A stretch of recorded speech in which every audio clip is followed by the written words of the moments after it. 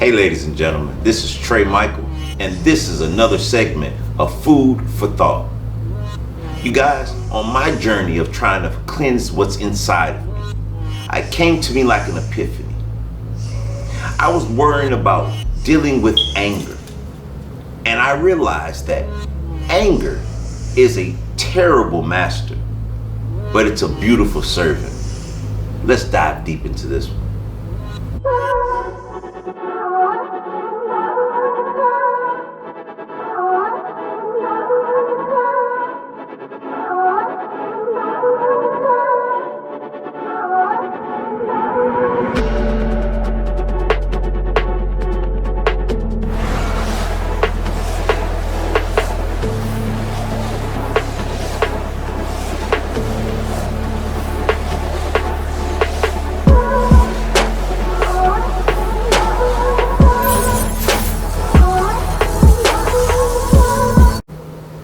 Hey you guys, the question is simple. What do you want to be? The master of things or its servant? We all have our own opinions about whether something is good or whether it's bad. But the truth is, all things come from the Creator. They're from the essence. You're a part of it and it's a part of you. The question is, will you be its master or will you be its servant? I'm going to go ahead and break down 3 things today, and I want you to put your perspective on these 3 topics. The first topic is going to be food. Is food good or bad? Well, I say it's neither. I say food serves its purpose. But see, if food is your master, waking you up at 3 in the morning saying you have to have cheesecake, continuously food controlling your every movement, everything that you crave is only food. That's when food becomes your master. Now, some would say food is bad, but on the contrary, if food is your servant, let's talk about the benefits of healthy foods. It gives you energy. Your body consumes the food and it breaks it down into energy. It's the energy that you have to hop out of your bed to go to work to provide for your family. It's the energy that you use to be a joyful, productive human being, the experience of a human.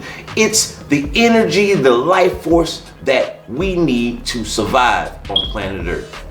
The only issue comes in is when food becomes your master. So I say to you, when it comes to the topic of food, be the master of the food and allow it to serve you.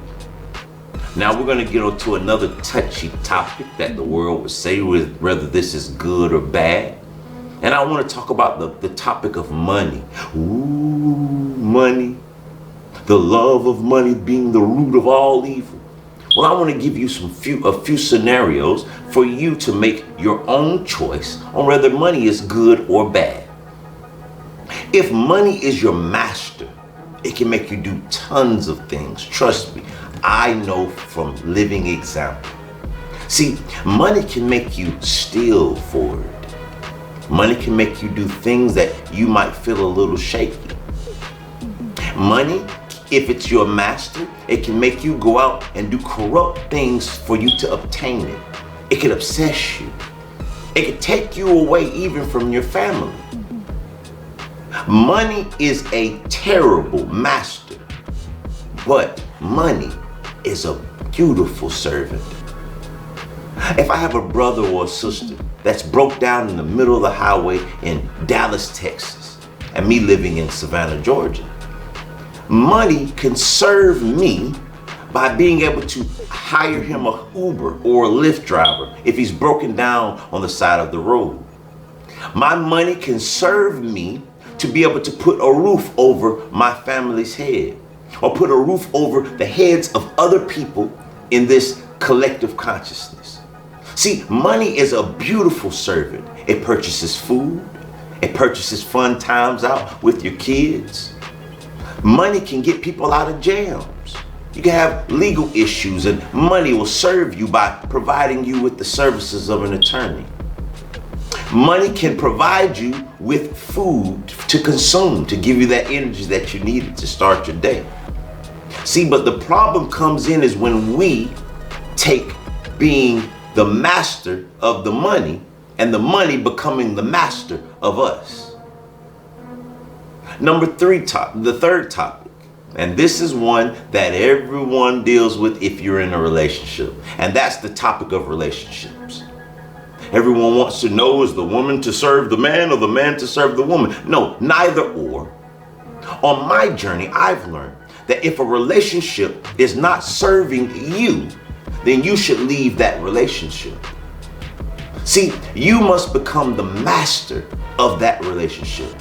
What do we mean by the master of the relationship? Well, I'll dive a little deep into it. See, on my journey, everything that I'm doing, from the businesses that we're running to being able to film this camera right now, my wife is on the back end of it. See, in this relationship, it's a relationship of service. See, when I'm sick and I'm laying on my bed, I have my wife by my side. It's not that she's providing the service, but it's the relationship amongst the two parties that is serving me. And the same goes for my wife. Now, on the contrary, she does a way better job. She's a nurse, for crying out loud, than I am. But see, we're in a relationship that's not toxic. Therefore, we're in a conducive relationship, and the relationship is our servant. It is not our master. It does not bind us. But if you're in a relationship that you feel you can't go anywhere because he or she controls that avenue of it, or the relationship says, I cannot, or if that relationship says, hey, I can't enjoy life because according to that relationship, it being your master and all, it's going to force you from enjoying life. But if that relationship is something of service to you, it should actually give you more life. It should bring you more prosperity. It should bring you two heads versus one. You guys, I think that we need to dive deep on what are we in this reality. Are we the masters or are we the servants? Now, for those that are into believing in a higher power, as myself, then you have to ask yourself this question. Did your higher power send you on earth to be a servant, or did it send you on earth to learn to be the master? See, when you take a test, you're actually becoming proficient in the thing that you're testing on. It's the course way of making you become the master of something. But for so many years on planet Earth, us as human beings living the experience of a human, we have chose to lay down and accept the rules of the game. Instead of attempting to master it, we tend to become its servant. Now, a few times I was telling you guys about fear being false evidence appearing real. Now, fear itself is not good or bad either. See, but it's based upon the perception that you're perceiving it. See, if fear did not exist, then who would alert you when the house is on fire? See, that panic state of mind, that heart beating fast, it's a servant to you to tell you, hey, you better buck up. You need to go ahead and be aware of your surroundings and your situations. See, but when fear controls you or becomes your master, it forces you to say, I have to stay where I'm at. I'm too afraid. I have to stick in this situation. I have to stay in this relationship. I have to stay bound to a job, just over broke. Now I want to touch on the topic of a job as well. See, when I say a job being just over broke, I'm not saying that a person that goes to work for a living is not doing service to themselves. But what I'm saying is you might want to take a look at while you're there. Are you there because you choose to be there? Are you there because that job is serving you? Because if it's serving you, then it becomes what we all call just a job. But if that job is your master, then yes, it's just over broke for you. See, everything is about your perception, how you're viewing it, and how you're experiencing the thing that's occurring in your reality. You guys, I'm hoping today this is something that pops up into your mind to make you question your reality. I'm hoping today you guys make the decision on being the master versus being the servant. Because I'm telling you guys now, when things serve you, things move a lot smoother.